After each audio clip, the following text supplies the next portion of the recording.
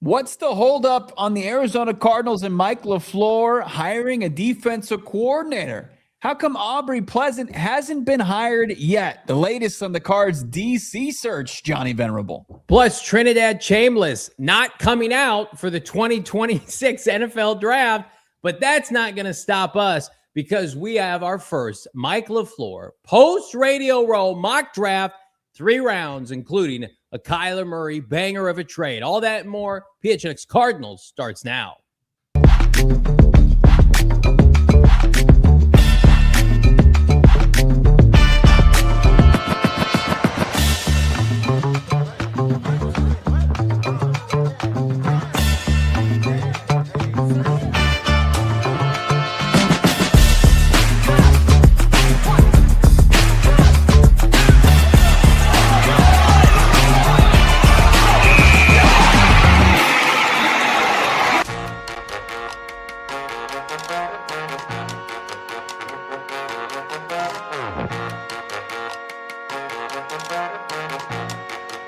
Hey, welcome in. Live from Studio K, presented by our friends, our dear friends at Circle K. It's the PHNX Cardinals podcast, your premier, #1 in the world, Arizona Cardinal podcast. Kindly like and subscribe. Leave us a 5-star wherever you get your programming. I'm Johnny Venerable. He is Brack in Studio K. Noah Man behind the Mac.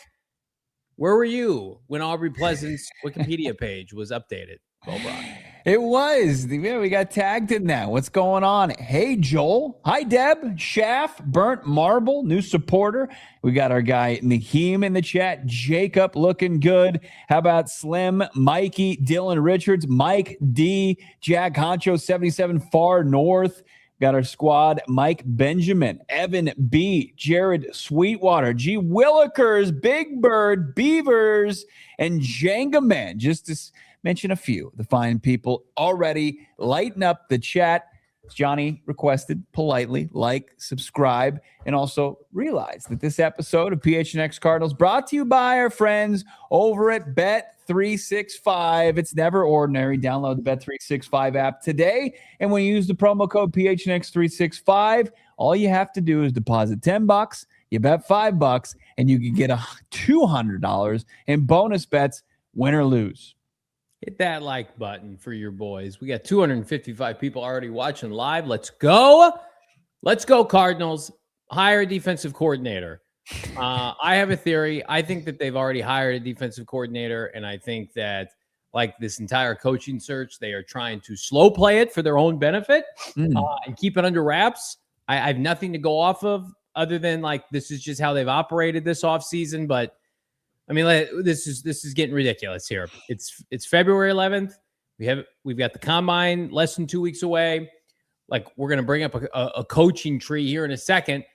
Michael LaFleur's hired, we think, 2 coaches thus far that have been made public. They've got a long way to go. And goodness, poor Nick Rallis and those guys stuck at the facility. Right. I mean, until this is done, maybe I just debunked my whole argument. It's like Nick Rallis is still there. Maybe they don't have a DC yet, but they need to pick up the pace here. Poor Nick Rallis. No reports. All silent. Is he incarcerated in the Cardinals facility out there in Tempe? Is he allowed to leave? Nick, are you okay? Let us know somehow. Get in contact with us. We need to know that our old friend is doing well. But no, it is strange. I don't know what benefit they would get from kind of keeping this so close to the vest. I don't know if they don't like playing things out in public. It's probably true, right? But what is the status of Aubrey Pleasant? Well, you see, the Rams making plans for defensive backs coach, and that wasn't his official role. Right. Like, his official role, defensive passing game coordinator and assistant head coach. But they are prepping for something that is a department that he had his hands all over. Right. And then you have, of course, Albert Breer with the report that Corey Undlin is the leader in the clubhouse to be the Browns DC. Like, the only thing that hasn't been kind of resolved is which direction the Raiders are going to go with their DC. Pleasant hasn't been tied to the Raiders at all. No, not yet. The Cardinals just have really kind of 2 legitimate names tied to their spot. So what is the reason for the dragging of their feet? I don't know. Let me ask you this. I have a theory. Okay. With the Rams in particular, because I know people are looking at their situation defensively. They could always promote, Chris Shula. Does he need the title of assistant head coach if he's already the DC? Would it shock you if Cliff Kingsbury was the assistant head coach to the LA Rams? I'm almost expecting that now, right? Like Pleasant leaves, he was the assistant head coach. Cliff Kingsbury's been a head coach before. Does he get that title now? Now, I don't know what's going to happen with, Dave Ragone and Shieldhouse and who's going to call plays there, but I'm with you. I think the Rams have prepared for Pleasant to be gone, which, again, begs the question, why isn't he gone yet? Why hasn't somebody made him their defensive coordinator? I look at the Raiders spot, and I think that's the wild card, and you hope they don't get involved because they were able to, out-joust the Cardinals for Clint Kubiak. Mm-hmm. But it's also, Clint's got familiarity with what the Rams did defensively. Does he want to mirror that? I don't know. I just, if I'm Aubrey Pleasant, it's like that. You talk about like bottom of the barrel defensive talent there. It's just night and day, even from what the Cardinals have. So the reason this is probably still going on is you're probably still negotiating, because we have not heard since that report, what was that, on Monday, of the Cardinals even talking to anybody else. Right. And you know how agents operate. They want that in the news. They want that available. They want Drew Petzing, his interviewing with the Bears. We want to put that out there so people take him seriously. Aubrey Pleasant was, we felt from the beginning, when you were going to pivot off of an experienced guy like Gus Bradley, this felt like the most logical destination, given his familiarity with Mike. They're both in the building with Sean. Mm-hmm. Now you have Nathaniel Hackett for Mike to lean on, for better or worse, as an assistant head coach, as I just made that argument for Cliff. You don't need now an experienced like head coach turned DC to come take this job. You don't have to hire Wink Martindale just to have that experience. Like, right. Your special teams coach and your offensive coordinator have experience at those two roles. And in the sake of your OC, and it was bad, has been a head coach before. I think now you can have a DC that's a little bit younger, a little bit greener. It's taking a chance on the unknown, right? Like how he's going to do from a play calling standpoint, and we live the fresh hell of trying to take the lumps and the growing pains that come with that. And, right. You're prepared to do that while you feel confident on the offensive side of the football, mostly because Michael LaFleur, the guy you're entrusted to be your head coach, is going to have the main play calling duties on that side of the football. But like when we talk about this staff and we're saying, oh, well, the combine's it's now less than 2 weeks away, it's not so much the offensive side of the football that you're concerned about, just because I got an inkling that they probably have made other hires across that staff and they're so low profile to the NFL insiders across the league that they're not even reporting them.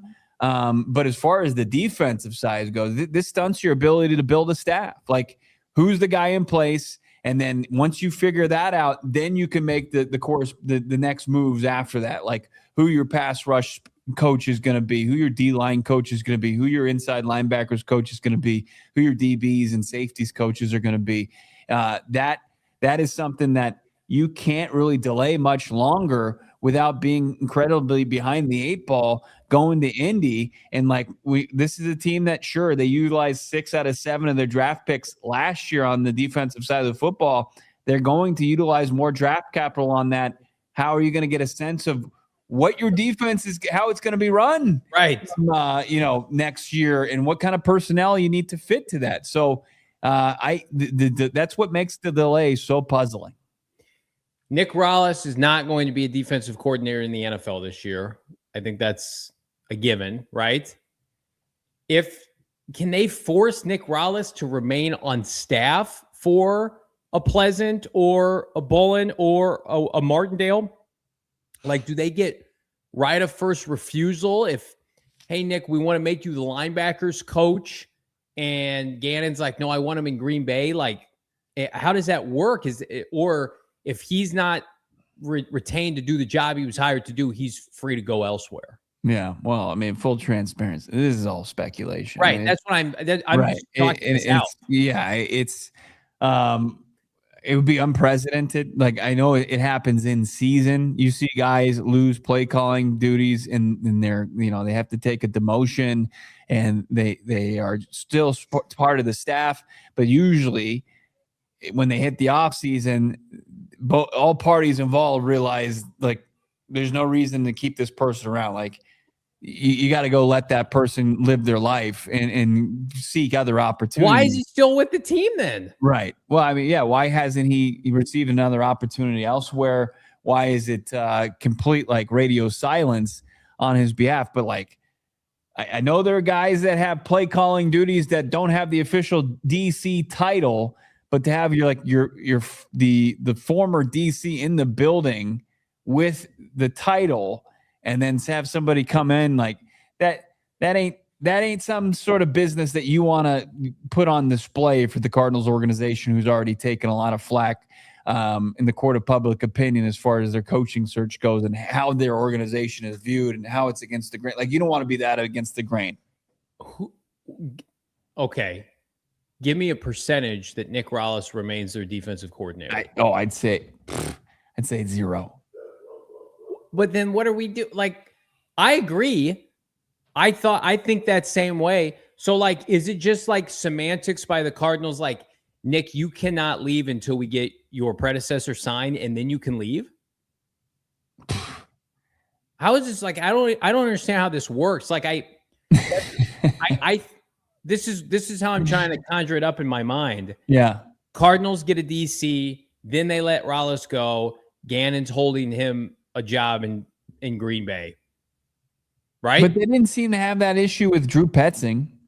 Because Drew got another job right away. Right. But I see what you're saying. Because Nick Rallis is more well thought of than Drew Petzing. And I think because the Cardinals, you heard Diana Rossini, knew they were going to hire an offensive coach. And we all knew Jonathan was going to fire Drew. Regardless of what Nick Rallis' stock is in Arizona, as a defensive coordinator, he is their outside of when Clayton Adams left, he was their best asset. He was the best coaching asset and coup that Jonathan Gannon had brought here, and he had a lot of cachet. Now it went away, as we called on the show, negative juice. But like, I don't like the optics of the Cardinals like keeping him hostage. But there's got to be a reason for it. It's got to be because they're not letting him leave until they have a new DC secure. I guess. I mean, I think the least likely of all scenarios is they hire a guy and Rallis is demoted to some lesser role on the staff. I don't even know how. That would be so insulting. Everybody would be like, that's disrespectful. You can't do that to a guy. I don't care what his contract says or what his rights are. That's not something that you want the rest of the league and all the coaches, because they're going to look at the Cardinals and say, that's a joke. And so I'm not going to have that conversation because I don't think the Cardinals would do that. But it is strange. I mean, once they missed out on Gus Bradley, there was a bit of a scramble drill to where they clearly, just like moving off of Gannon and a couple of the options that they had ahead of LaFleur, went elsewhere. They kind of they were left picking up the pieces, and it just took a little bit longer. But the good thing is you don't have a whole lot of competition. I think you've got two pretty viable candidates in here, despite them being a little bit green from a play calling standpoint. Bolin got big time opportunity last week, but yeah, I think it's got to be just kind of crossing the T's, dotting the I's and the lowercase J's and getting this contract ironed out. So the Packer linebacker coach under Jeff Hafley is the DC in Miami now. Mm-hmm. So remember that was a big thing where the Packers were like, we want to keep this guy. And Hafley's like, the hell you are. And he left. Mm-hmm. So his name was Sean Duggan. That guy, Hafley is such a JG clone. It's insane. It is. Same thing. Like, that's why we're like, don't do that again. Like, I think he's a lesser coach than Jonathan Gannon, but people can knock me for that. So that means that at the end of the day, like, their linebacking spot is open. Like no one's coaching that position for them right now. Mhm. He hasn't hired anybody. I think, again, I don't love the optics of this, but I think when you see a new DC hired, which please God, let it be within the next 24 hours, then you'll see Nick Rollis' name. Because you search Nick's name and like on Twitter, there's nothing. Right. Yeah. It's just been like the phantom zone. Like Nick's been MIA for the better part of what now, 6 weeks since the season ended. I mean, like Drew's gone, Israel Warford, all those coaches gone. Yeah. I tell you right now, Justin Fry doesn't have a new job yet.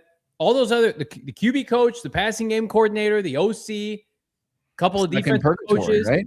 Yeah. Justin Fry, is Justin Fry going to be retained? Somebody threw water on that we're at the Super Bowl last week. Why didn't he'd have a job? He's an offensive guy. LaFleur could go get his own offensive line coach. People talk clearly, right? Insiders have positions for a reason, and you know there's just not a whole lot of run. I mean, obviously the results from last season could hold that up, but we saw, you know, Drew Terrell, I think, is landing on his feet. As you said, Israel Wolfork, he's now QB coach in Baltimore. You know, Petzing landed on his feet in he failed up to Detroit. You've got you know, so many members of the previous staff that have found themselves on solid footing. And then, yeah, there's like Coach Debo before the season was exiting to Michigan State. Remember that? That was bizarre. Right. They never wanted to address the giant pink elephant in the room. Even when he talked to the media before the end of the season, it was astounding. I was flabbergasted by it. But that's how they operated, and like they're still going to try to operate in this, like, with this in the shadows. And it's just like, are you good enough to do that? You haven't proven that yet. Like, let's be transparent about this coaching stuff. And unless they're trying to cover their ass to where it's not going to paint them in a negative light. Like, you're correct. I would have thought that if Justin Fry wasn't going to be back here, he probably would have gone and sought out, maybe because he has collegiate ties, he probably could have gone and found a good college job or been an assistant O-line coach somewhere in the NFL level. And he still would have, because he was signed last year and these assistant coach contracts are 2 to 3 seasons, he could have at the very least like dipped into that. So the fact that it's just all quiet mom on those streets might point to, hey, some of these guys might be coming back in some capacity next season for the Cardinals. Unlike Rollis, like Fry could retain his own role. Yeah. I do think people knock me for this. I thought Fry's unit got better as the season went on. It wouldn't be the worst thing in the world if he was retained. There were like 6 teams after him last offseason. Well, there were players that didn't think he could coach, but there's probably the one guy that really truly matters, like Paris Johnson Jr. I doubt his respect waned for his former college coach. No. PJ loves Fry, and the biggest concern for me, and I think the fan base would hold the same, is it's a different scheme than what Petzing was running and what Fry were trying to collaborate on, and they did it unsuccessfully. What LaFleur is going to want to install. So say like, you're going to ask Fry to do another, like going to go from success at college level to struggles his first year to learning a whole new kind of operation at the next level. Again, say Mike didn't meet with Justin Fry during that interview and say like, oh yeah, I'm familiar with Justin. We recruited Ohio State, or we, scouted Ohio State ahead of the draft. There's a lot of similarities. Why is he still here? This whole thing is bizarre. We're going to show you how bizarre it is around the corner. We're going to bring up the Cardinals coaching tree and what we know, and there's a lot of unknowns. That's coming up. It's PHNX. I need some fuel in the form of Cardinal juice with this defensive coordinator hire, but in the meantime, Circle K's got me covered. Fuel at the pump and fuel on the inside, where I stock up on all their promotions, like their 79-cent Polar Pop. How about a 99-cent Froster? They've got the 16-ounce Bud Light, Michelob Ultra. They've also do the meal deal Matrix, is my go-to. I'm back in the Valley. I'm not paying those exorbitant prices back in San Francisco. And I'm like, I just want a meal that's a deal. for $4. That's the breakfast Sammy hash brown, 16-ounce monster or medium coffee, Polar Pop, 44 ounces, or you get the 2 slices of za and a 20-ounce Coca-Cola for $6. You got to be a member of the Inner Circle, by the way. Join the Inner Circle for free by downloading the Circle K app today. Terms and conditions apply at participating locations. Visit CircleK.com for more details. By the way, if you're a new member at Circle K, you're going to save 25 cents per gallon on your first 5 fill-ups. Go check them out now. How about 40 cents? Fuel day tomorrow. Woo! Don't waste any time. I've got the empty light on my gas gauge.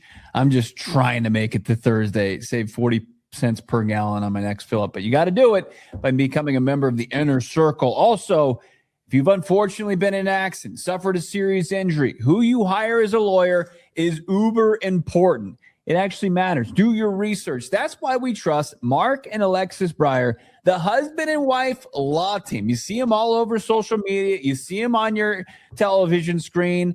Great ads where Mark is getting lit up by NFL football players out there. They've raised 8 kids here in the Valley this son. They call it home. They love their community. They want to give back in the form of their expertise. If you've had a serious injury, you don't want a firm worried about billboards of profits. You want Mark and Alexis, who have multiple certified specialists in personal injury and wrongful death. That's rare. Less than 1% of Arizona's lawyers are certified specialists in that area. They go to trial when needed. No phone tag, no runaround. You're not going to get that with the husband and wife law team. Check them out, 602-783-8841, or visit the link in the show notes and tell them Johnny and Bo from PHNX sent you. Hit that like button. Almost 500 people watching live on a Football Wednesday mock draft coming up. We're doing 3 rounds, and we're trading Kyler Murray to the New York Jets. What do we get back? You'll have to wait to see. How about check this out? Cardinals coaching tree for Mike LaFleur. Let's debut it. Look at this banger by Noah. But there's it's like my ACT, my SAT, whatever you want to call it. There's just a lot of empty spaces on here. There's a lot of I'm just going to have to start guessing, maybe take a peek at what my buddy's got over there. That's where I'm at with this coaching search. Fill your Scantron out, Johnny.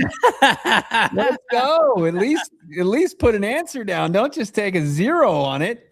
Yeah, it does look like it's going to be Nathaniel Hackett at OC as a non-play calling offensive coordinator, mostly administration and also administrative, and also just support. Just a shoulder there, right, for Michael LaFleur to turn to. And then special teams, Michael Gabriel, hopefully we're pronouncing that, previously held the position with the Giants and was not going to be retained by John Harbaugh. And we're looking TBD, DC, the entire defensive staff, and then waiting for the news as far as the assistants on the offensive side of the football. But there were rumblings and reports of at least 3 candidates, like for your quarterback's coach, and Matt Schaub and Williams from Kansas City and KJ Black from Atlanta. It's like with Nate Hackett, at least reportedly in the fold, and Michael LaFleur being the main play caller, you can start to go to work on that side of the football.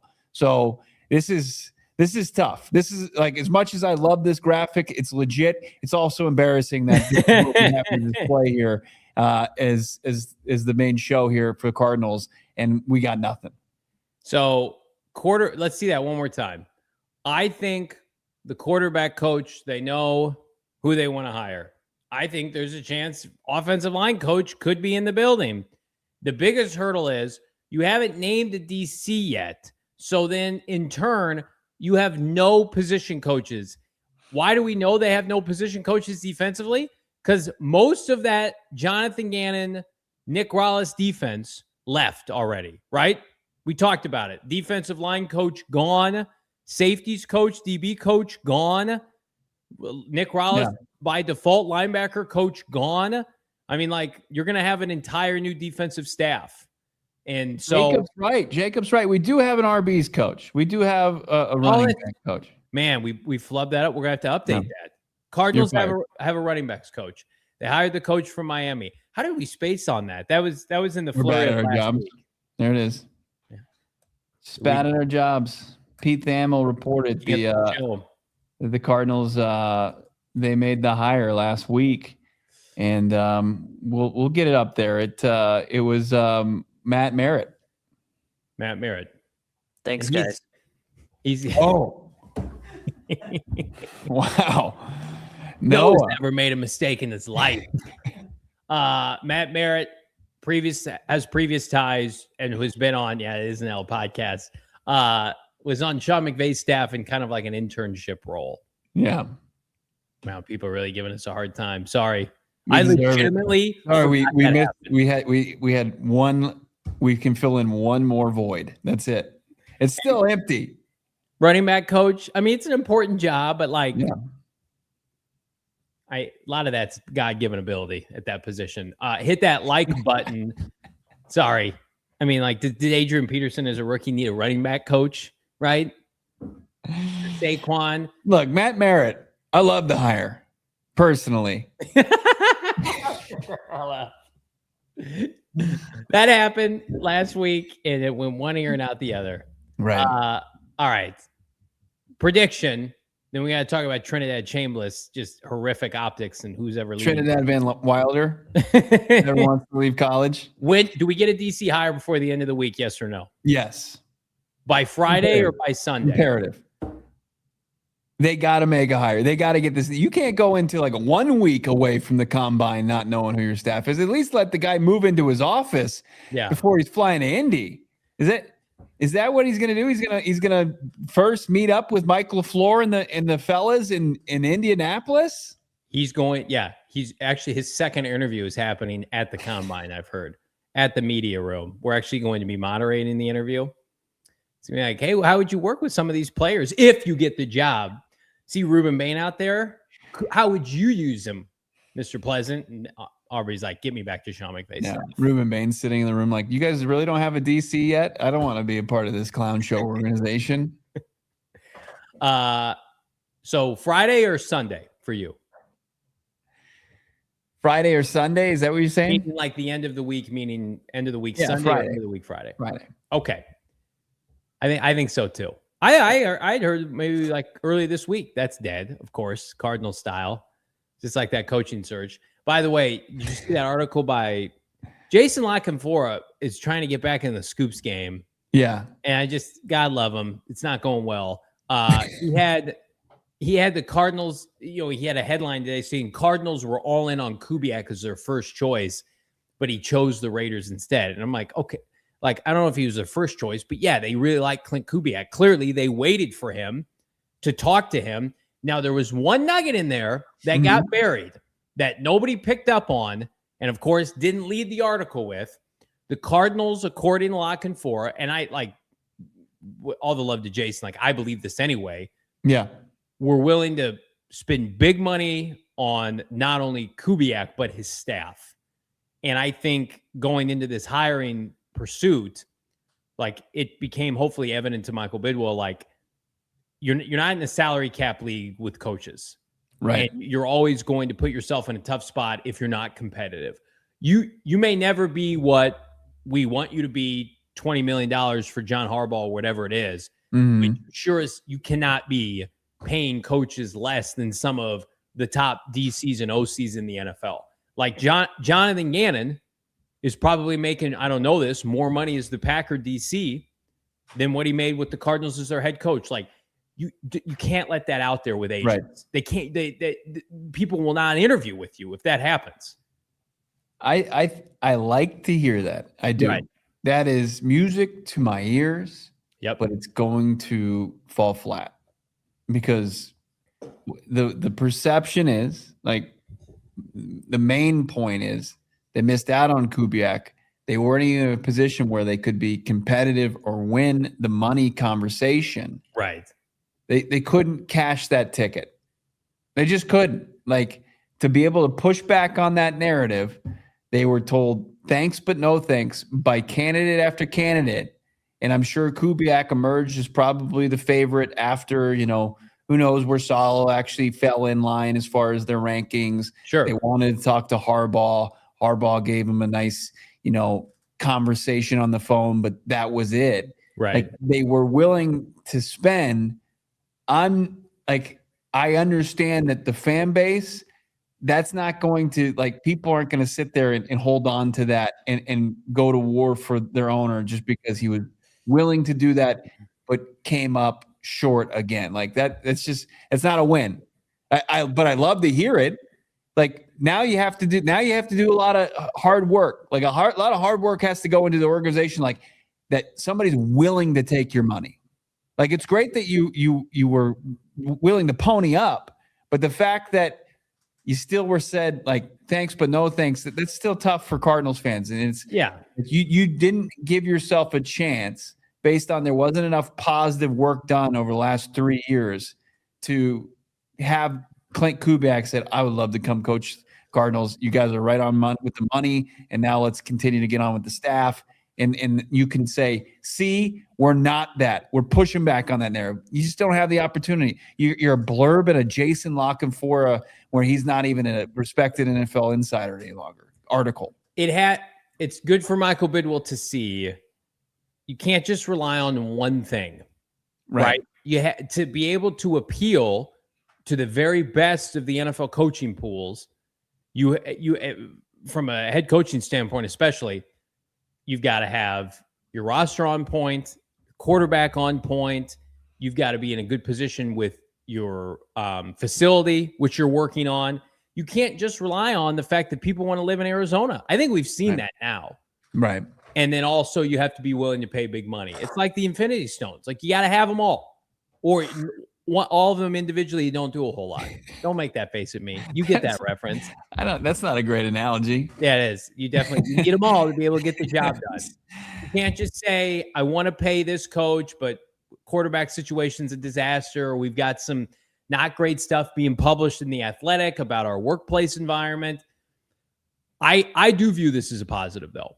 I do, because it is. Yeah, sure. Okay. It's not a win. You're right. It's not a win. A win would. It's not a definitive one. It's going to be one that, like, if you're getting in a Twitter argument and people are saying Michael Bidwill's cheap, he'll never want to spend him for a coach. It's like, well, there were reports that he did it. It's not gonna win you that one, right?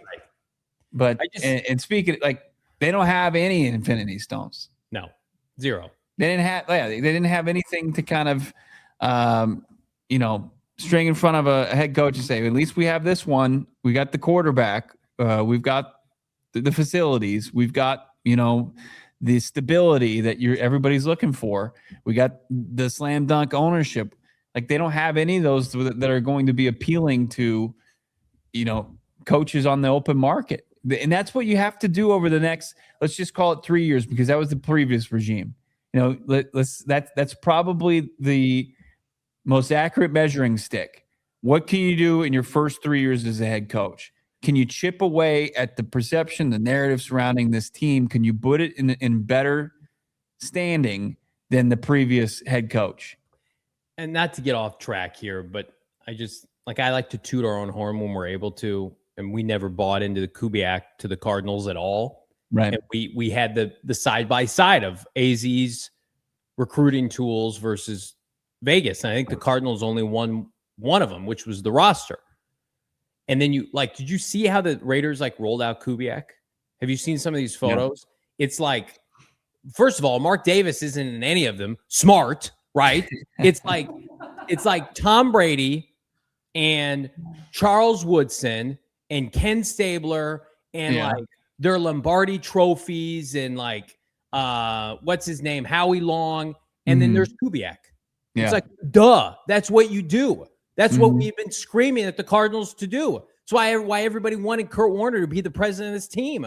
Right. And you get Fitz and you get Anquan, you get all these people like the Raiders, who are awful. They have been poverty for 25 years. Get that and say, this is a recruiting pitch. This is what we have to do. If all things are equal outside of Mendoza, money, stadium, whatever. Let's say the Cardinals did have a nice training facility like the Raiders have, which is brand new. The Raiders are like, we are going to draw him in with high-level NFL people that have been associated with this franchise. And the Cardinals, and fair enough, it's like Michael Bidwill and Monti Ossenfort, who are not associated right now with success.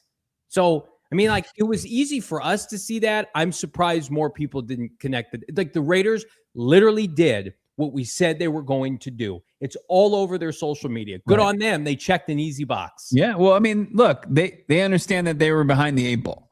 They understand that they were not the model of stability, actually one of the worst in the league. And that's one of the few things you could, when you're just pitting them Cardinals versus Raiders, is like it's been a revolving door as far as head coach. Josh McDaniels lasts less than 30 games. Antonio Pierce, he gets blown out after one season. And then Pete Carroll, who did nothing but win in Seattle, he's one and done. Yeah. And they're just doing this where there's like, we got to prove to our fan base, we have to prove to the rest of the league after going through all this and coming out with who we view as one of the top candidates.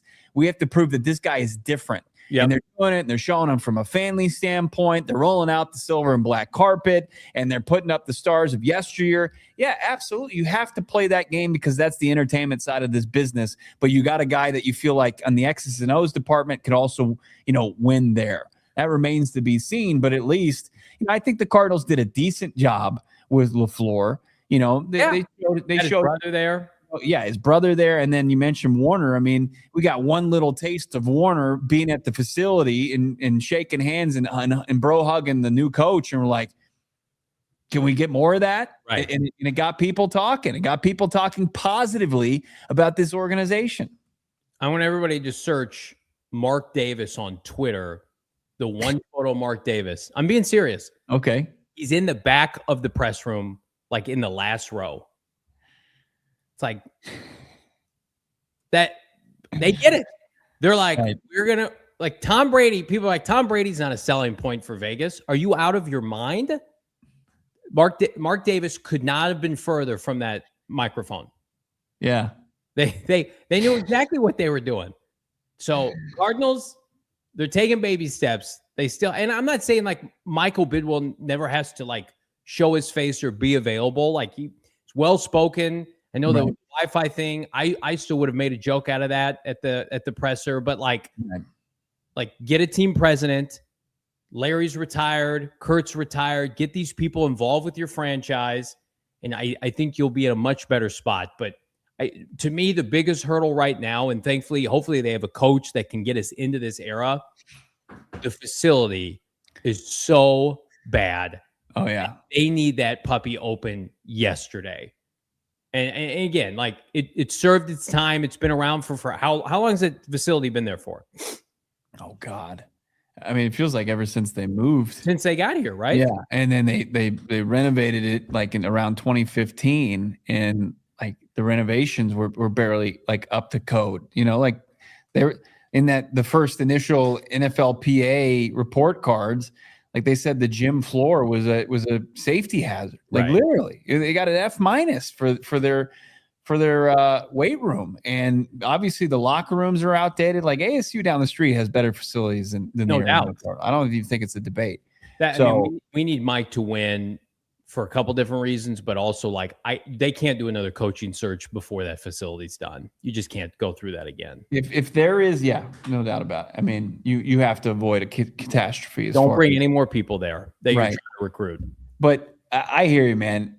If you're not willing to relinquish control, like team president, like I get that. Like it's obviously been in their family for longest in NFL history, and but what the Diamondbacks do, I think it's brilliant. They take these former players and like they've got an endless list of assistant to the president, right? Special assistant to the president.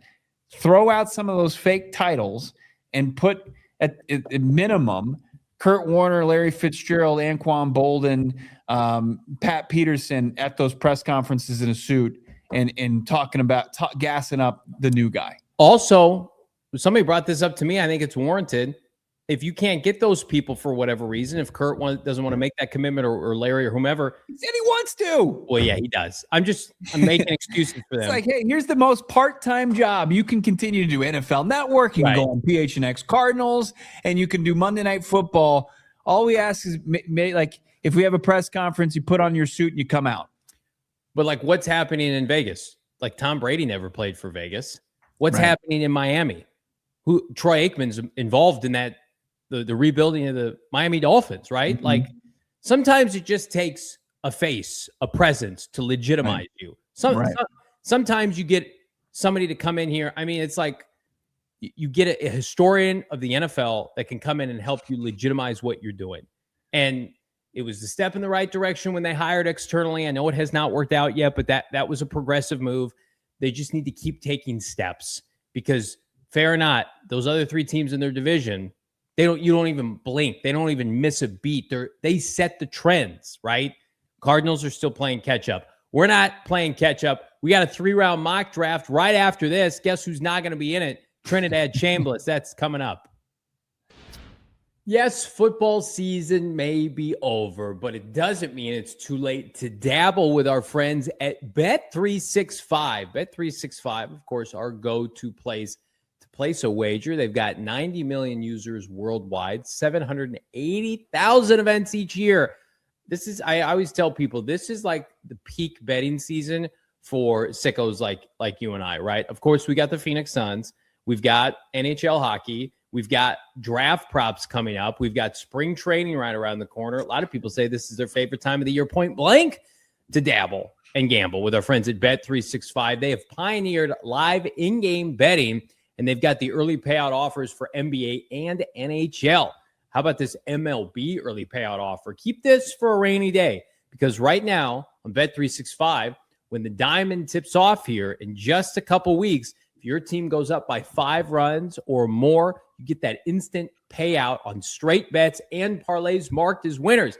Who bets on spring training? My dad does. And if you go up by 5, yep, big time sickos, you will be paid out. Win, lose, or draw. It does not matter. Here's what does matter. New customers get $200 in bonus bets when you bet $5, win or lose. Use the bonus code PHNX365. Again, deposit $10, place a $5 bet. You're going to get $200 in bonus bets to use on whatever you want. Player props, futures, spreads, totals, whatever the moment. It's never ordinary with Bet365. Got to be 21 years or older, physically located in AZ. If you or someone you know has a gambling problem, wants help, call 1-800-NEXT-STEP. Text NEXT STEP to 53342 or visit problemgambling.az.gov for more info. Got a simple message for all of you. If you drive, you need the Upside app because it's cash back in your account. Easy peasy lemon squeezy. Check it out. Let's get real. Things get expensive and fast. When you're already going to go out there and you drive and you put gas in your car, or you go and buy groceries, or you go to restaurants to have nice meals, you should be utilizing the Upside app. It's a no-brainer. You already have to buy gas. You have to grab food and make grocery runs. Upside gives me cash back for doing the stuff I'm doing anyway. There's over 100,000 gas stations, restaurants, and grocery stores on the app. So before you fill up or head out, download the Upside app today, and you'll get actual cash that goes straight in your bank account. No weird reward system, no nothing. No, just cash, baby. Cold, hard cash. Upside's been giving back over $1 billion to its users. Find out how much you can earn. Download the free Upside app today. Use the promo code PHNX, and you'll get an extra 25 cents for every gallon on your first tank of gas. That's 25 cents back for every gallon on your first tank of gas by downloading the Upside app and using the promo code PHNX. Once upon a time, this draft had a bounty of quarterback options, right? May not have been the 2027 class that we keep hearing about, but there's enough juice to go around. And then Dante Moore went back to school, and the Duke kid, I think he transferred to Miami. And now Trinidad Chambliss, who captured everybody's heart during the college football playoff bowl, we thought, especially after he was denied a 6-year of eligibility, he was going to make his way to the NFL draft. And there are some people who are kind of lukewarm on him as a premium pick.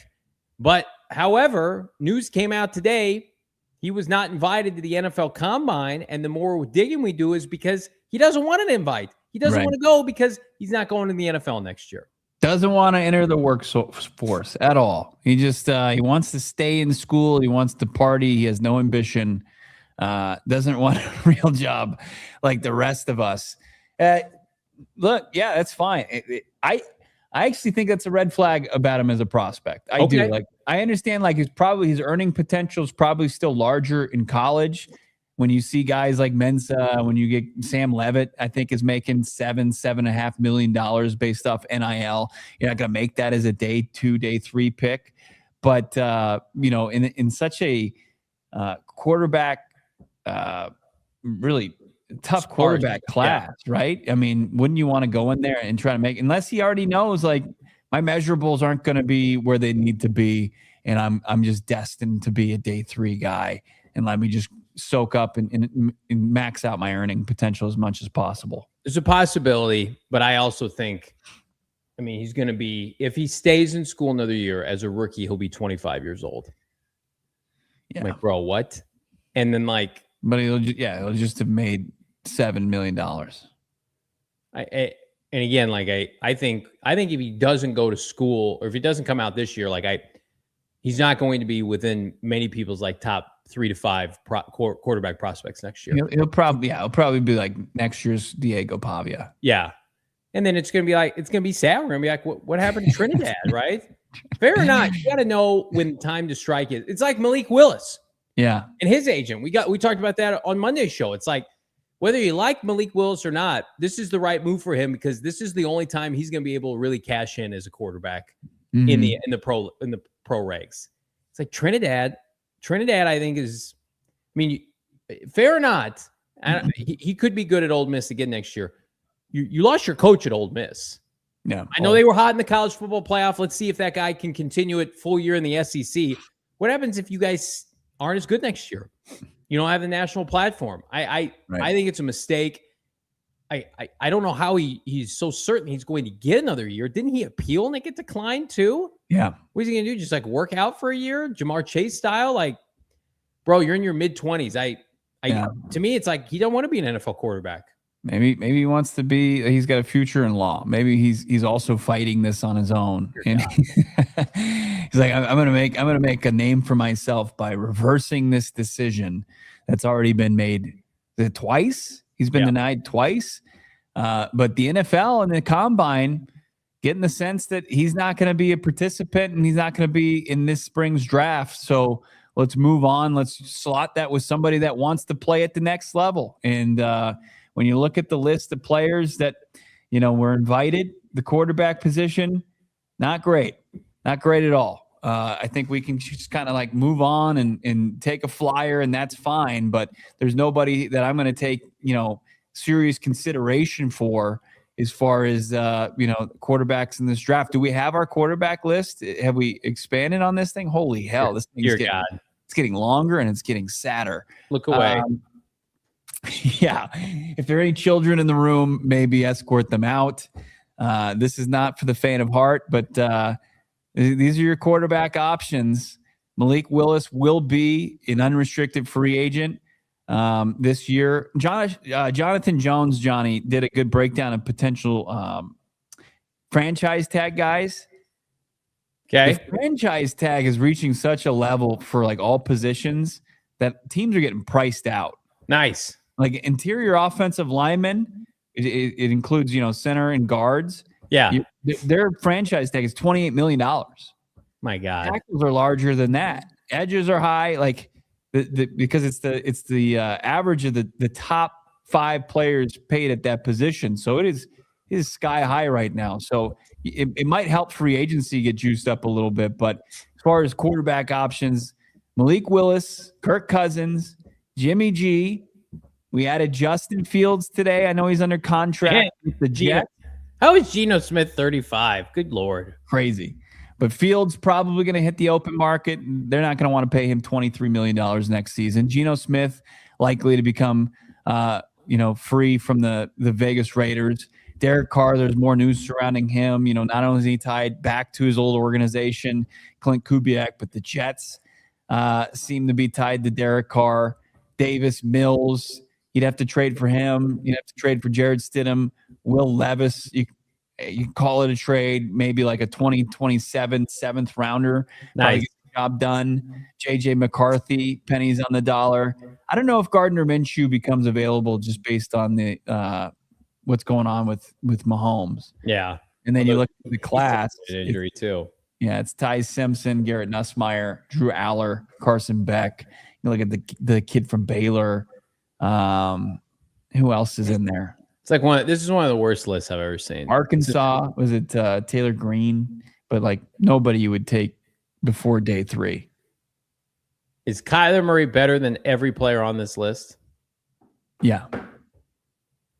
I think the only person that you can say like just change of scenery for both, swapping them out and maybe giving it a chance, and it's based on such a small sample size, would be Malik Willis. But like, I feel that would be kind of insulting to Kyler Murray to say that. Malik Willis has 6 career touchdown passes, so yes, I would agree with that. Yeah, Kyler would be better than all of these options, so let's go ahead and trade him. Let's trade him via the mock draft simulator. We'll continue to update that graphic, nausea-inducing as it is. I mean, like, what's Monti Ossenfort's plan? How is he gonna fix this, right? And like, you think about, Monti had 3 drafts to add quarterbacks to just be in the pipeline.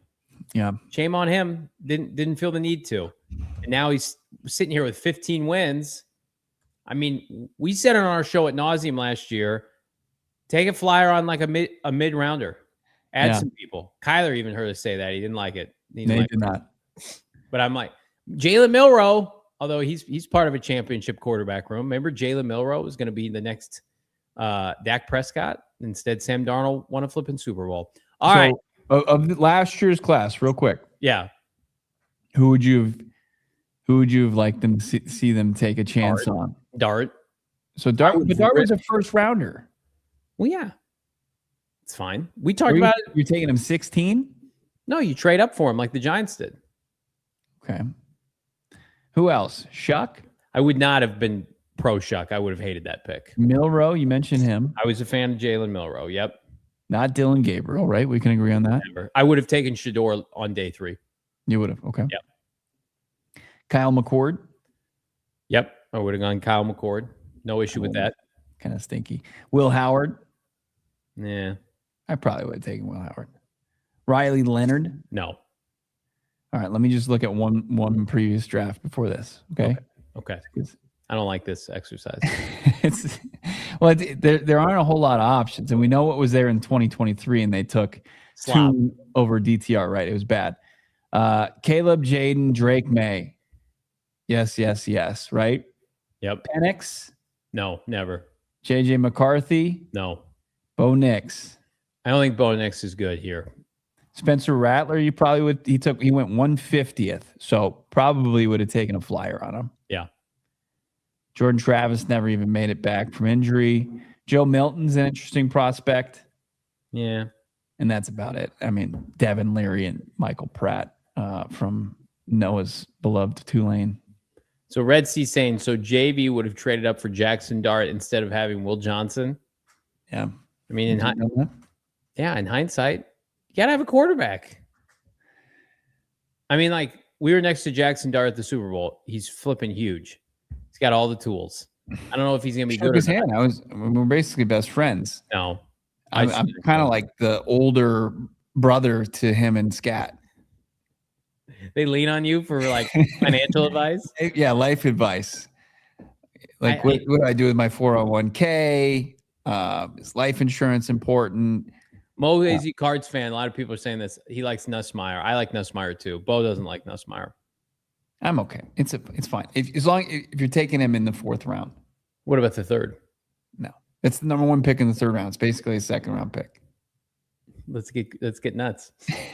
We better. Hey, we're gonna have to find a quarterback here in this mock draft we're about to do. If you get an extra 3rd for Kyler, I don't have a problem with that. All right. Well, let's not keep the people waiting here. Fire it up. Let's get some juice via our friends at the Mock Draft Simulator. Don't want to share my whole web browser for obvious reasons. Here we go. Jumping in. 3-round mock, or should we do 4 today? Let's do 3. Oh, wow. Because we're gonna have an extra 3rd. I got an inkling we're gonna have a little extra ammo in the 3rd. Wow. Okay. So first things first, we are trading Kyler Murray to the New York Jets. ESPN, whatever slop show they do in the morning, Get Up or something. Yeah. Get a whole segment on Kyler Murray to the Jets. Okay. The Jets, we talked about this, do not have a 3rd-round pick this year. Dang it. So that kills that momentum. But we're going to – all right. Pick 103. They've got a high 4th. Yeah. And so what do they have, an extra 2? Yep. So we'd have to trade up if we want another 3rd. They would do Kyler Murray for pick 103.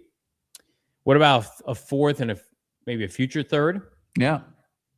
They like that. I mean, they're into Kyler Murray. Look, they would do a lot for Kyler Murray. I know. Like we want to try to keep this in the realistic realm. You think 44 straight up is not realistic?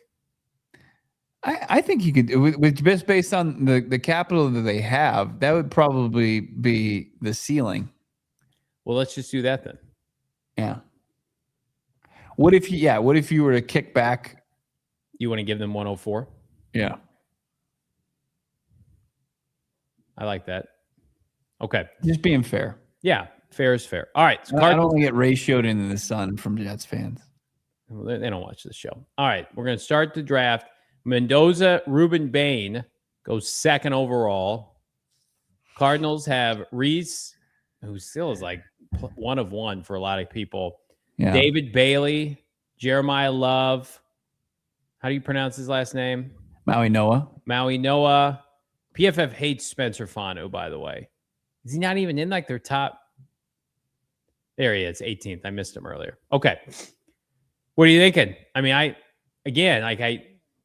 from a value standpoint, people were upset about this the other day when we talked about it, and I get it. Are the 2 tackles better than Reese Bailey or Ruben Bain in your mind?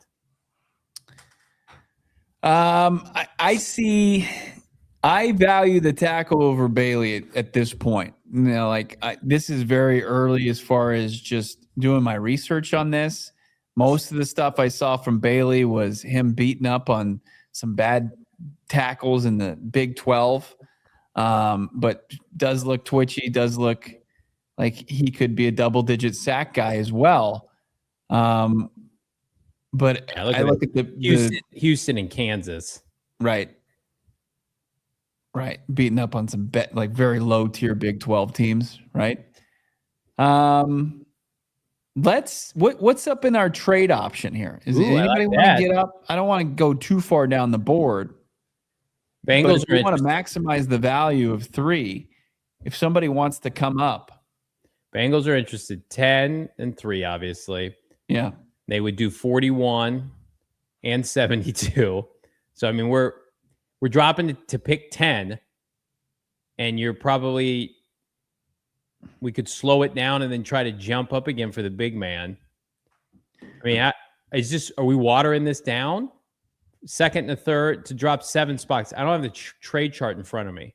I mean, they're giving us everything. They really want to move up for a pass. Get a future pick in there. All right, I'm gonna you can get a future 1 and 41. Would you do that? So you have 2 1s next year? Yeah, I mean, you want a future 1 for the 27 quarterback class.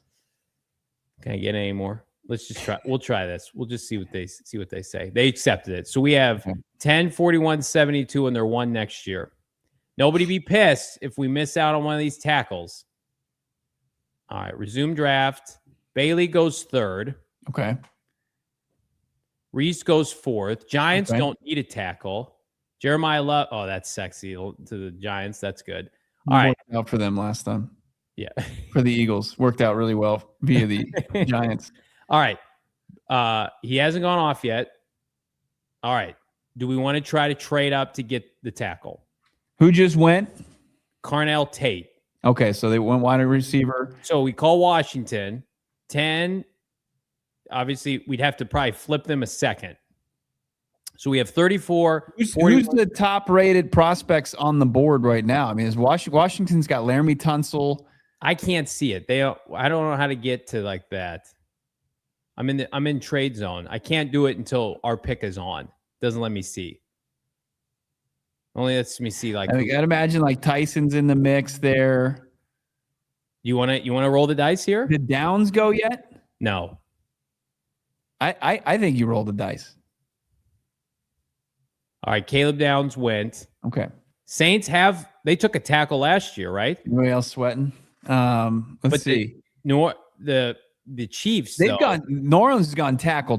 They went with the kid from Texas, and then they took the kid from Oregon State the previous year. If we jump the Chiefs, you just ship them 141. Let's trade up. You want to trade up with KC? We're trading up with New Orleans, jumping KC. 141. They'll do it. All right. I think you have to. I want the big man. All right. It's a done deal. But are we good with this? Everybody good with this? Maui Noah? Yeah, of course. Let's do it. Hates Jordan Tyson. All right, here we go. Wow, mock draft. Just remaining picks 34, 41. All right, at what point do we need to be on Ty Simpson watch now? Well, we got we're chock full of draft capital. We get 2 ones next year. All right, so the Jets have picked 16. So I think we let the Jets pick, and then we start calling into the 20s. Are you good with that? Yeah, let's do it. Because I'm not that. I like the idea of Ty Simpson, but I don't love it. Right. All right. Here's where we're at. Here are just a couple quick hitters here. Tyson goes to New Orleans. It's a good pick for them. A couple notables here. Caleb Banks out of Florida. Spencer Fanu goes to Minnesota, 18. Yeah. Okay, so, I mean, Cardinals next pick's 34. Does Tyson? You're gonna have to jump the Jets. So I think we're probably looking at. Do we try? You would probably want the 5th-year option with a guy like Ty Simpson. Right. Do we want to try to come up with Houston? What would it cost? 34 and probably 72. Which is not bad because then you got 41, 44, 65 left. Yeah. All right. I think we wait till Houston's on the clock. Everybody comfortable with that? If he goes, he goes. Okay. Yeah. Houston Cardinals have traded with them before. You think Houston, or do you get down as low as like New England? Oh, just based on need? Yeah. Yeah, that's. I just mean because the Cardinals have traded with Houston before, but LA needs a quarterback. They're putting quarterback as a need right there too. I don't know if they go Ty Simpson, good for them. No Hondas for you. Oh, Browns just took him. Yeah.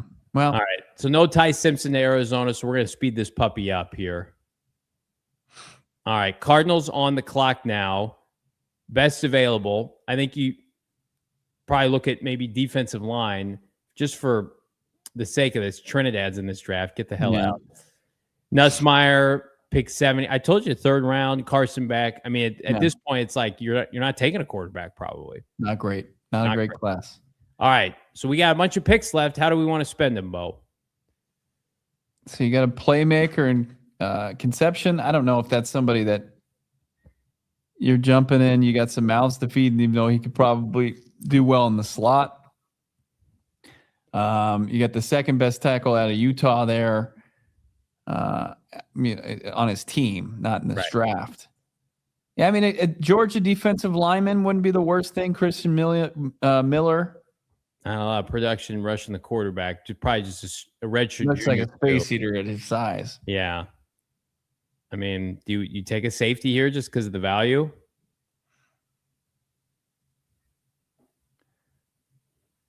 You don't go tackle. No, I mean, you don't need it. No. Is there somebody that profiles as a guard? Where's our guy from Iowa? Where's our guy Gunner? Did he go? No, I think he's still on the board. Jennings? Where is he? He's a tackle, but yeah, they bumped Jennings 84. What's going on at PFF? Anthony Hill Jr., off-ball linebacker. At some point, you got to take a back too. Georgia's safety, one of the best players in the country. I mean, 91 grade, played better as the year went on. I mean, we saw what his 2nd-round safety did for Seattle, Bo. 6 foot, 205 junior. You're losing Jalen Thompson. Buddha's probably in his last year with the team. I mean, just from a value standpoint of the player, I think that's probably not a bad option. The chat is going crazy. They don't want. What do they want? I can't. They want the guard out of Oregon. They want go to the interior offensive lineman. Oh, there he is. Emmanuel Pregnon. That's fine. He's a beast. Okay. Noah spoken. He's gonna be here with their next pick too, but that's fine. That's what they want. We go with that? Yes. All right. Guys, everybody's so upset. All right, the safety's still there. There's an edge rusher from Missouri, Zion Young, 8 sacks this past year. Cardinals have good history of taking edge rushers from Missouri. Bunch of safeties here. I think we got to take a safety. Yeah, I'll take Thieneman. Yeah, we'll do that. And then we're back on the clock again. So we've taken a guard and a safety, 2 non-premium positions. Have some fun. Let's get some juice in this draft. Okay. The backup to Jeremiah Love, no thanks. Let's look at maybe a wideout. I don't like that. Is this not a great skill player draft?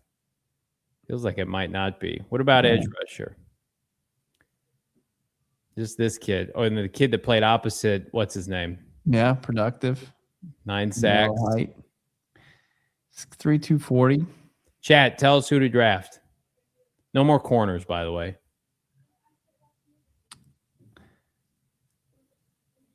I mean, Rodriguez is later in the draft. I'd like to get Rodriguez from Texas Tech later in the draft. Okay.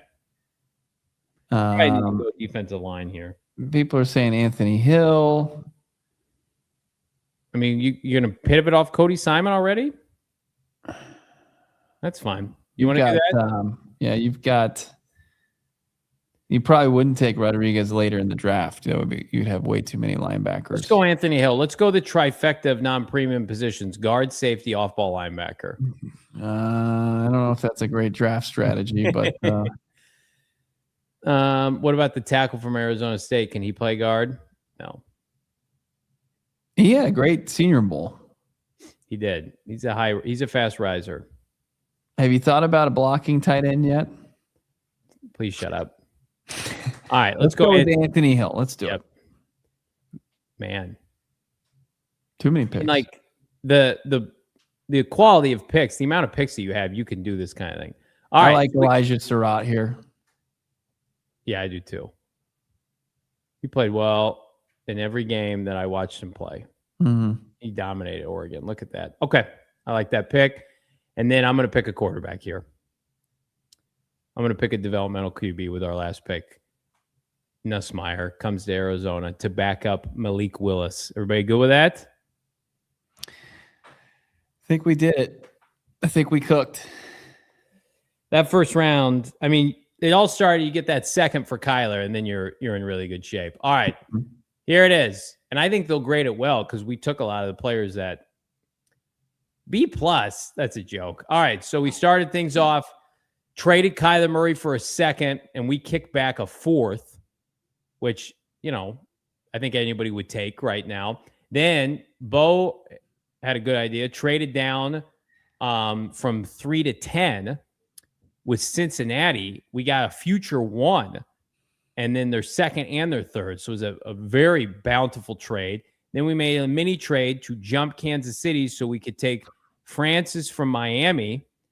And then we were thinking maybe we're going to trade up for Ty Simpson, but it just never happened. Yeah. The Browns, and they took them in the mid-20s. Good for them. But for the most part, people in the chat, they like it. They give it a thumbs up. Not Special K. He says F-. It's tough grader. Good stuff. That will be the first of many mock drafts we do over. We got to get our guy Fran Duffy on the show too. We've the coaching search is deprived us of having Fran and all his excellent draft insight. We're gonna get him on the show. We're gonna get up to snuff, and we'll probably have a little bit quicker selections going forward as well. This team doesn't even have a defensive coordinator. You can't nitpick our day 2 mock draft picks. We don't even know who's going to coordinate this defense. But we do know that we got a tremendous amount of super chats, one of which is very generous off the top here, Bo. Kyle Haley, $40. Unbelievable, wow. Kyle. What's up, Johnny and Bo? Just checked out the member only. I was dying laughing at the last part. Keep up the great work. The last part, a little bit not safe for work, maybe a little vulgar. But Kyle, we appreciate that. I know our guy Shane, who put a lot of time and effort in that vlog, always crushes it with that. If you do want access to it, you got to become a part of the PHNX supporters club, and you'll be able to see all the behind the scenes from the Super Bowl. Let's just call that VOD what it is, that video what it is, that vlog what it is. It's just we follow Johnny around for the I don't ask trip. to be followed, and they just put a camera in my face every time we do these trips, and it's always when I'm like in pain, the next morning or in pain from a Nat Hackett signing. Very rarely am I like loving life and then Shane gets the camera on me. It's usually just when I'm very upset or disappointed. He's got a sixth sense for it. He's like, when is the worst time to film Johnny? Oh, there it is. Let me get this camera. I promise I'm not asking to be filmed. It just I can't vouch for that either. I can't. Incorrect. Antonio, this is correct, is the newest member. Again, Kyle, thank you so much for that generous super chat. Antonio, get over there. Watch that behind the scenes video. You've got access to it. Thanks for coming aboard officially. How about Ranger, who's made a lot of people and given the opportunity to see that video by gifting supporters in memberships. Ranger, though, with the super chat here. Nice little $10. Thank you, Ranger. This organization needs to be more open with its fan base. Keeping the coaching search to themselves is not helping them out. I think they've always been like this, by the way.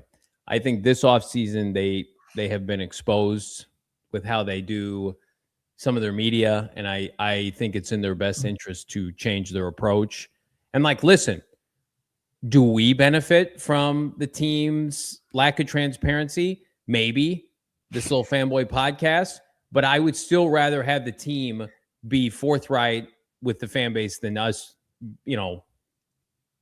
benefiting from it. Everybody speculation, just reckless speculation. Well, I just feel like the Cardinals, there are easy wins to be had, and sometimes they don't grab them when they're available. Right, on and off the field. How about Jenga Man? Last season is forgiven if we hold Putts Lions to under 10 points. Cardinals play the NFC North this year? I don't believe so. They play the East and they play. No, they have the Lions on the schedule. Do they? Mm-hmm. That's going to be Petsy revenge game. We can't let Were the Lions last place in the NFC North? I thought the Vikings were. Answer that honestly. Is it a last place game? Are you looking at Noah? Yeah. I don't know. He won't answer me. He won't be forthright. Thank you for that, Jenga Man. We don't have to worry about Jameson Williams that game. That's for sure. David Shell. That is a last place game. The Cardinals are the same as the 9-8 Lions. Basically, exact same players, same everything. David Shell, $20. Thank you much. Wow, so much, David. That's very generous. I'd like to keep Rollis on the D, just not as defensive coordinator. Your thoughts? And are we expecting another near retirement vet QB coming to Arizona? Seems to be the cycle. Thumbs up, JB and Bo. We talked about that earlier. I think everybody would be like, yeah, Nick, go coach the linebackers. I can't see a scenario in which he does that. The Packers don't have a linebacker opening. Nick Rollis is like last man standing here. I think the only way he's staying, I think, is if they gave him the DC job, which would have happened by now. And as far as the vet quarterback, if they don't sign Malik Willis, they're getting a vet quarterback. That's for sure. Yeah. Not a whole lot of options out there, but the cycle must continue outside of Kyler Murray. That's kind of how the Cardinals have found their quarterbacks. I agree with the Rollis thing. I just think, you got to, if the guy's future isn't here and he's not going to hold the same role as he did last year, I think that what's going to be viewed as the right move would be cutting him loose and going a different direction. As much as I do think Rollis is poised for a bounce back wherever he is. A high level guy. Yeah. And the defense was playing well at the beginning of the year. It's inexcusable what happened.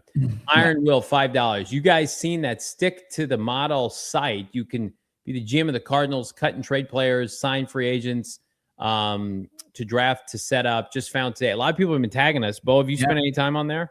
I haven't. They launched it on the Friday when we were traveling, and I didn't get a chance, and then I spaced it. But Iron Will, thanks for the reminder. I will check it out tonight, and I'll probably spend endless nights staying up too late just trying to fix the Cardinals and doing a bunch of stuff they'll probably never do. It's not going to take a lot to fix this team.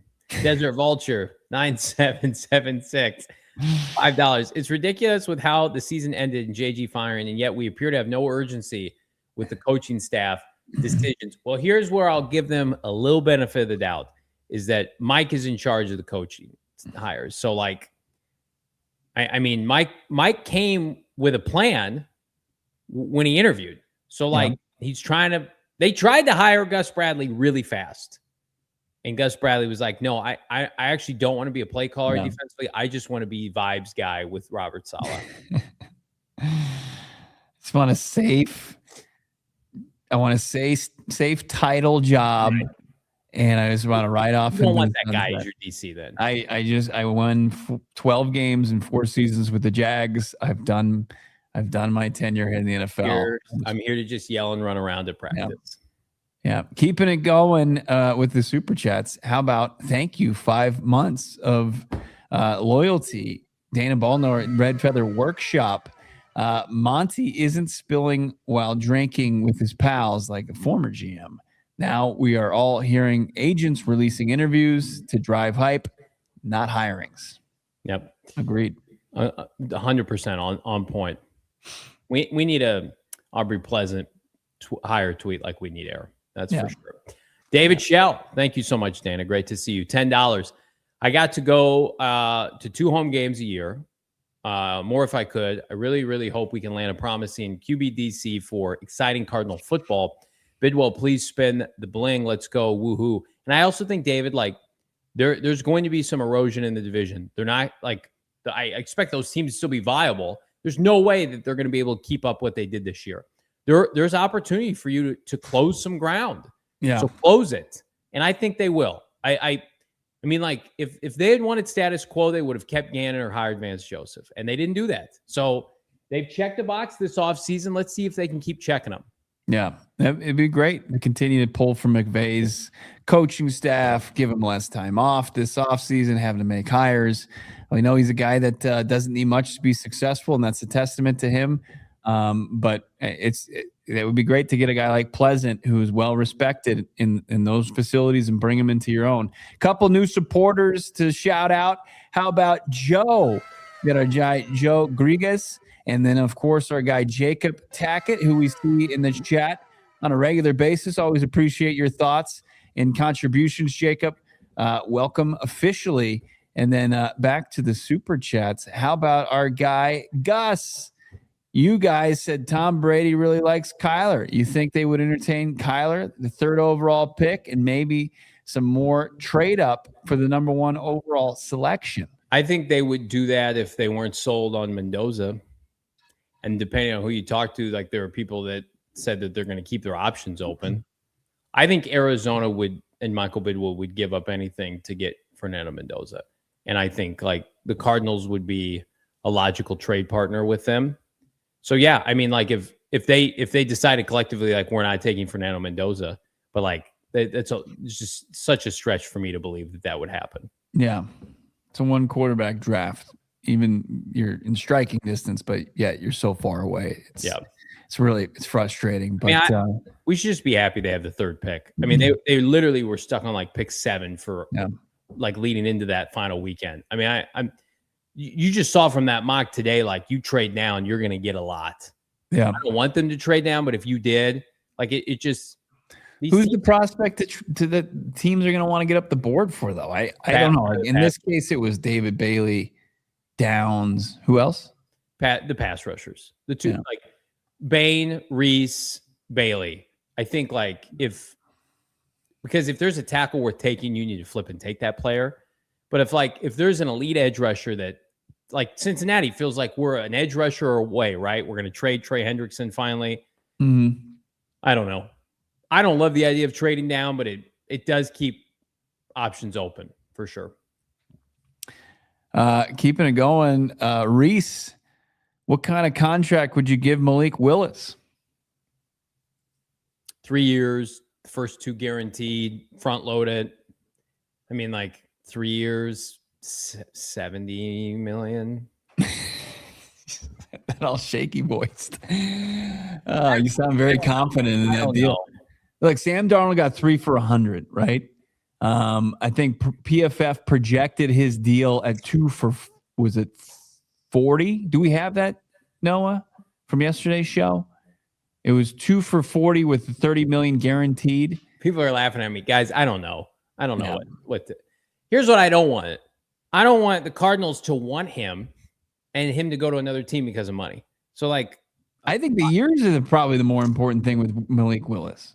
I gave him 3 years. the year isn't guaranteed money. Like if it was, like if in a perfect world you give him a short deal that you could be the potential bridge, and then you get more clarity on what the next year's draft looks like, and if that's going to be an option for you, or do you have to have him in under contract? Can you talk extension if he's worth it after a season like this year? There it is. Yeah. Contract projection 2 years, $40 million, with $30 million guaranteed. Low. I don't think that's going to do it. Because Justin Fields was in an offseason where there was a lot of quarterback movement and there were a lot of quarterbacks available. I think, to your point. So 2 years, 50 with 40 guaranteed. I'd still sign up for that. Yeah. Go back to that picture real fast, Noah. Does his helmet look really big? Yeah, his face looks really small and his helmet looks big. Is that a red flag? Some might consider that, but something like Kirk Cousins looks pretty good. No. Malik, would you say Malik Willis is our favorite? We've been talked into it for them to sign a quarterback. Yes. Which is crazy because it's like, we have Kyler Murray, but what about Malik? Mm-hmm. David, $5. Michigan born, longtime Arizona resident. If Cards bottom out next season, I always have the Lions. Cardinals still number one for me. We appreciate that. I mean, like, it must have been rough for you growing up, Lions and Cardinals at the same time. That is tough. That is, how are we going to decide in this battle of fourth place teams that's going to go down on the schedule? It's going to end the stream abruptly. Like we'll probably have to do on the post game show this year. I'm serious, like a Noah temperature check, Drew Petzing, because we will watch the games in studio and the lines will be on, and I'm going to have to be a shoulder to cry on for Noah because he has to endure Drew Petzing once again. I thought we would have escaped it. No, it's back. I think there's enough talent on that roster where Petzing will be criticized much like he was here because there was so much more potential, but I still think he can have a productive enough offense to get himself to year 2 and 3. Do you think he'll score 30 points? Adrian became a member. Appreciate you, Adrian. Yo, Adrian. Got nowhere to laugh. Not the Petzing stuff. He's mean mugging. The Petzing stuff isn't too bad because my new offensive coordinator is Nate Hackett. So hey, that's our guy. You don't talk about him. Good old Nat. That's Nat Hackett. Yeah, we're gonna try to get Nat Hackett on the show.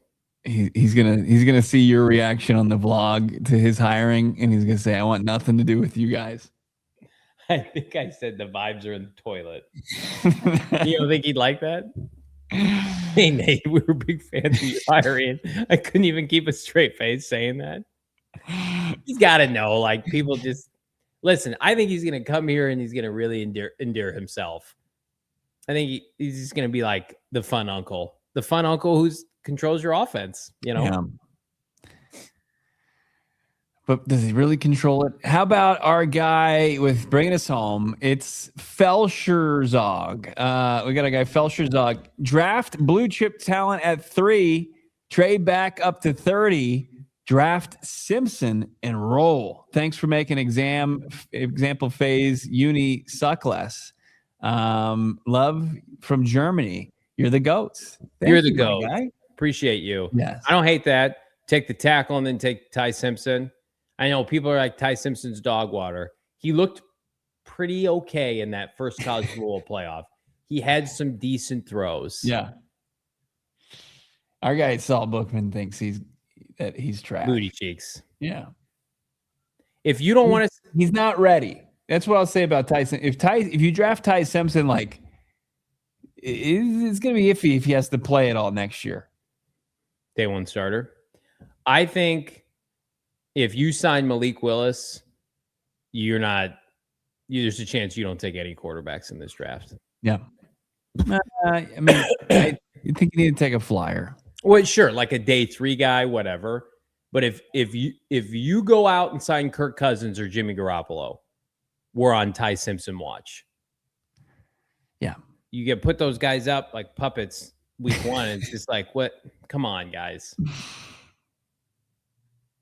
Derek Carr, Kirk Cousins, Jimmy Garoppolo. Yeah.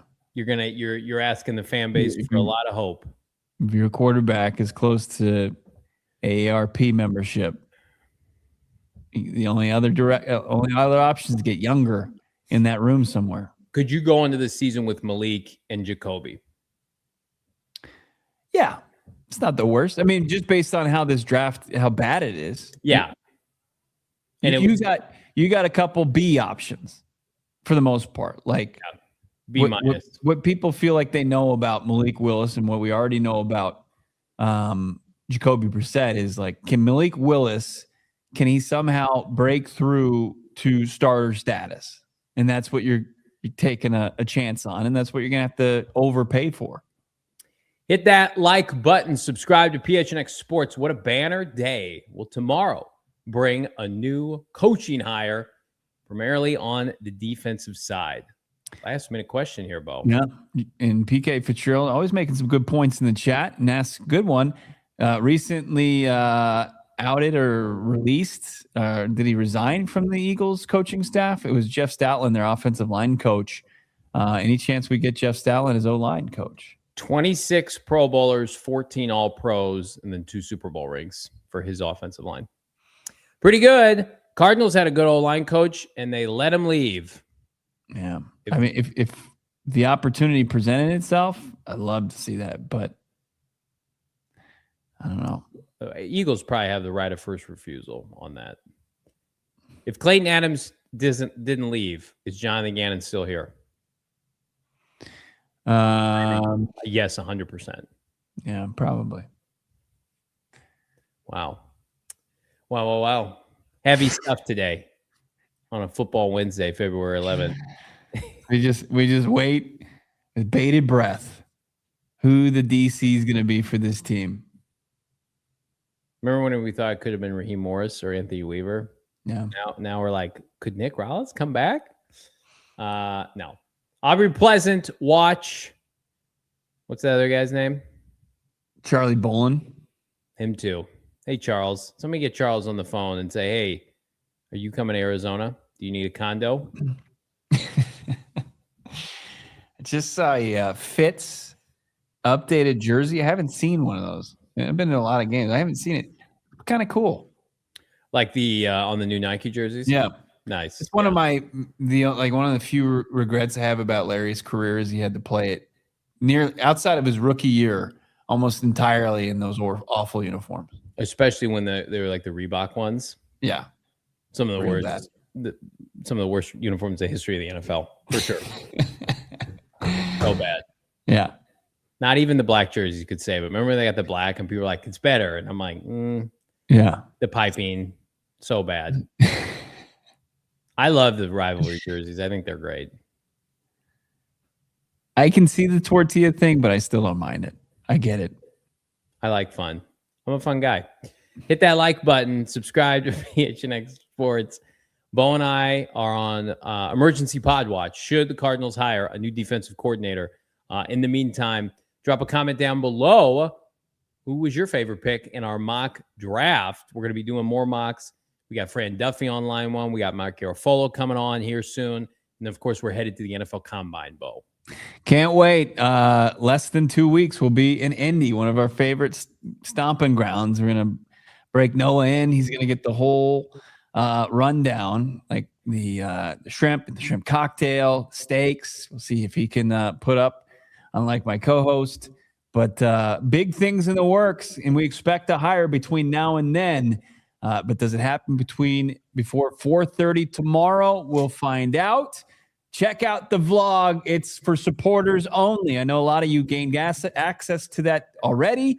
But if you haven't done so, join now and watch behind the scenes. It's the Johnny vlog, the Johnny Vlogable. It's up right now for supporters, PHNX Sports.